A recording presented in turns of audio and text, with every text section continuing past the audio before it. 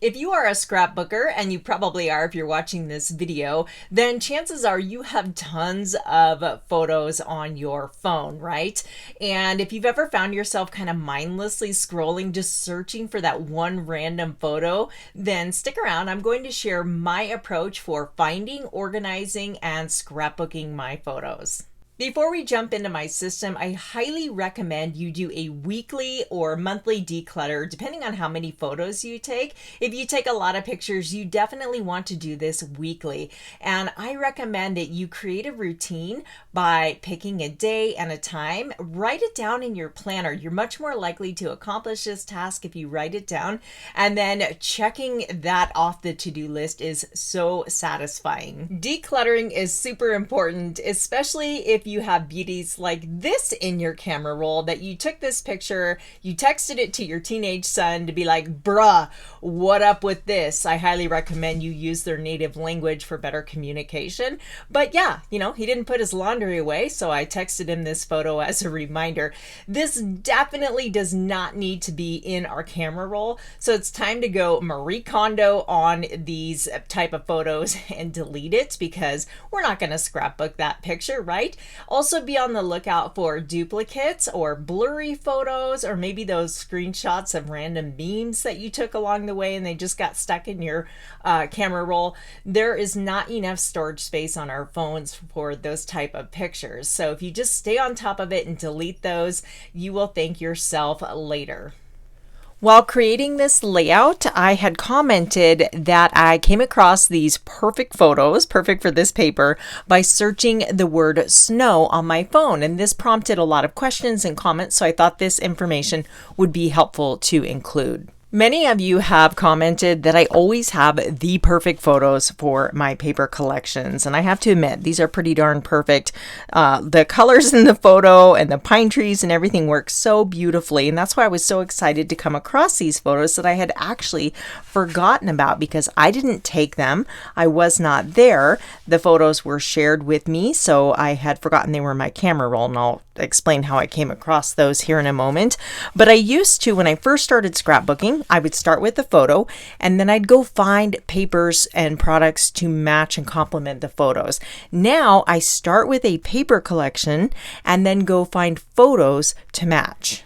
I find this to be much more efficient because I already have all of these tools out that I'm working with. I've got the coordinating ink colors that go along with the paper collections. I've got the coordinating cardstock and maybe the embellishment collection I want to use. I have like a little kit. And then I can just grab photos, and then my goal is to use up a paper pack and finish it, rather than just maybe creating one or two layouts and storing the rest on my shelf where paper collections go to die. Can anybody else relate? I'm using this paper collection for an example because it's really actually quite versatile. This is the Evergreen collection, and when you look at this, you see, obvious Christmas and winter. We've got snowflakes on here, and this is very Christmassy, winter wonderland, cold hands, warm heart, winter wishes. So, it could be Christmassy, it could be winter, very cold weather vibe, right? But I also see outdoors. So I see pine trees, and I see hiking layouts and potential, uses like that. So what I did when I first got this collection, I started brainstorming on ways that I can use this paper pack, and snow was the obvious, one. So we're going to start with that. Now I've got thousands of photos in my camera roll here.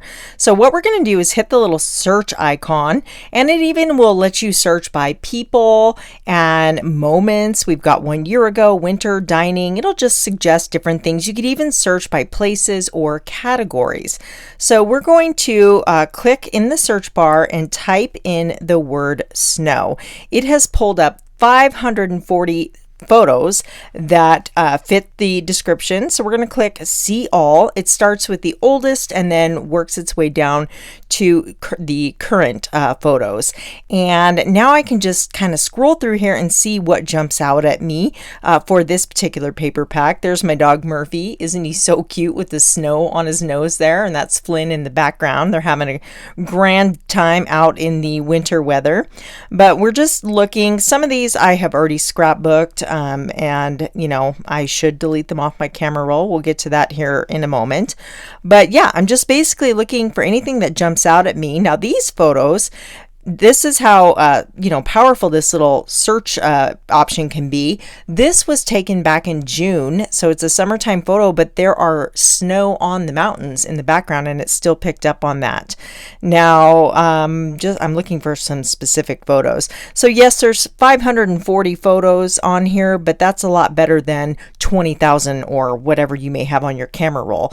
Now this one, it did mess up. That is a load of sheep that I was hauling in my horse trailer, but you know what they say, sheep are as white as snow, so we will not you know, knock it too bad for picking out that one. So I'm just again scrolling down here. Oh, this one I want to show you. Look at this. This has nothing to do with snow, right? But it is picking up the word snow in the photo here on the wrapping paper. So no snow in this photo, but it was sophisticated enough to pick up on that word. That's Toad sitting on the Christmas presents there. But this is how I came across these photos of my son Hayden and his girlfriend Desiree sitting in the snow, and I completely forgot about these. So when I came across this, I knew instantly this is perfect. So what we're going to do is hit select, and then I'm going to select all of these photos that, now I already scrapbooked this, but I'm just showing you for the tutorial. And then, oh, here's my cat Dave looking super cute in the snow, and oh, look at him there. I do want to scrapbook that, and it's perfect because he is an orange kitty and there's pine trees, so I know that's going to look nice. So now that we've selected our photos, we can hit this square with the arrow in the lower corner, and we are going to send this to an album, add to album. Now I already have an evergreen collection album, so I'm going to tap on that one and they're going to drop right in there. Now let's go back to albums. I don't know if you are noticing here, but my albums I have named Skylark, which is a current paper pack, Gnomes for Winter, Silver Bells, Evergreen Collection. Here's one for my December daily 2021 that I just finished and you know, not that long ago. The Good Life. If you've been hanging around my channel for a while, you know I was going kind of crazy with the Good Life collection. Now I also have Thanksgiving, so I've got events. There's a trip to Ohio I took to see my friend Melanie. I've got pictures in here for Halloween layouts, fall layouts. I've got my son in here. I even have some personal stuff. This is work related stuff, but by just dropping it into an album, here's some random photos that I know I want to scrapbook, so I didn't want those to get lost, so I put them into a 2 scrapbook. I even have one for COVID pics to document. So these are all pictures from 2020 that I some of them I've documented, some I haven't, but they're just things that, you know, remember, we all remember empty food shelves with the food limits and one way in the grocery store. So these are pictures I still want to tell that story. But by having them in albums is super handy. So it really narrows down your focus. Let's go back to the Evergreen collection. So you know, these are pictures that I know I want to use with this particular collection here. And one other thing, you can do this in your camera roll or albums, but these 3 dots up in the upper corner, if you click on those, you can do a square photo grid. So you see them in the square format. Click it again and hit aspect ratio grid, and it shows you portrait and landscape. Now when we're scrapbooking and we're trying to plan our layouts, and maybe you're following a sketch and you're like, okay, I need 3 portrait photos and a landscape will work here. So having the aspect grid ratio is quite handy for planning layouts. So, and then once I've scrapbooked them, I will delete them from the album. I don't necessarily delete them from my camera roll. I just delete them from the album. And then once I've used up that paper collection and I'm done with that, I will delete the entire album. So again, it doesn't delete the photos from your phone. It's just getting rid of that album.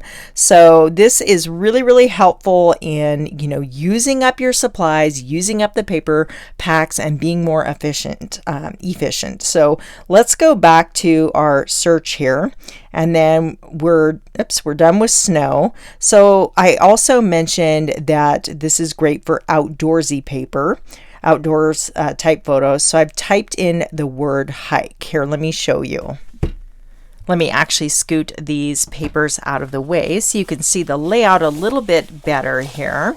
So we went from a winter snowy landscape to a hiking page where we are hiking in Rocky Mountain National Park. I've used the exact same products. I just, rather than, I maybe omitted anything with snowflakes or kind of snow themed, and played up the pine trees in this particular collection. So I still have the little pine cones from the Evergreen collection, which are also on this layout. But again, I just omitted the snowflakes. So this is how it, oops, don't do that. This is how it seems like I always have the perfect photos, because I am using the search feature in my phone to find photos that are going to work. And this just really narrows it down and helps me to get those photos organized and sorted into albums. And then one more thing I want to show you is, here, let me switch over to my Print-A-Size app. I'm in my Print-A-Size app, and I do have a full tutorial on this. I'll leave this listed in the description box below. Heads up, it is iPhone only. It's not compatible with Android. But we're going to hit this plus button, and this takes me to my camera roll with just thousands of photos, right? So we're going to click on albums up top. I'm going to go to the Evergreen album, and there's the photo I want right there. No more scrolling for hours to find that in my camera roll. Just by having it in the album, it's much easier to find. Now I can make that picture any size I want. I can crop it, I can flip it, I can do just about anything I would need to do to have this and print it for my scrapbook layouts. I know that actually going through and deleting photos from your camera roll is super scary. None of us like to do that. It's easy to delete the obvious ones, but then our precious memories, we don't want to do it, and we let them build up on our phones. And if you have the storage space, that's totally fine, but many of us run out of space. So what I'm currently doing is I have an iPhone, so it backs up to my MacBook seamlessly, and then, or transfers to my MacBook. And then I go through pretty routinely and I back up my photo library to a external hard drive. This is a SanDisk 2 terabyte external hard drive. And I'm not a super techie person, but this one had high reviews. And once I have them there on the external hard drive and they're scrapbooked, then I feel confident deleting them because I have a physical copy and a backup. I also have my photos backed up to Google Photos. They're in the iCloud, but once you delete them from your phone, then it also deletes them from the iCloud, which I never quite understood that. But maybe I had that wrong, but that was the way it was explained to me. But this is such a great community, and I know we're all in the same boat struggling with how to store our photos. So if you have a great solution, leave me a comment below. I know that I would love to learn from you, and we can all learn from each other in the comments. So please just share what your solution is and what's been working for you. And if you enjoyed this video, go ahead and hit that thumbs up button. It does help me out quite a bit here on YouTube, and helps me to buy cat food for Dave here, which he super appreciates because he's a hungry boy. All right, everyone, thanks for watching. Bye.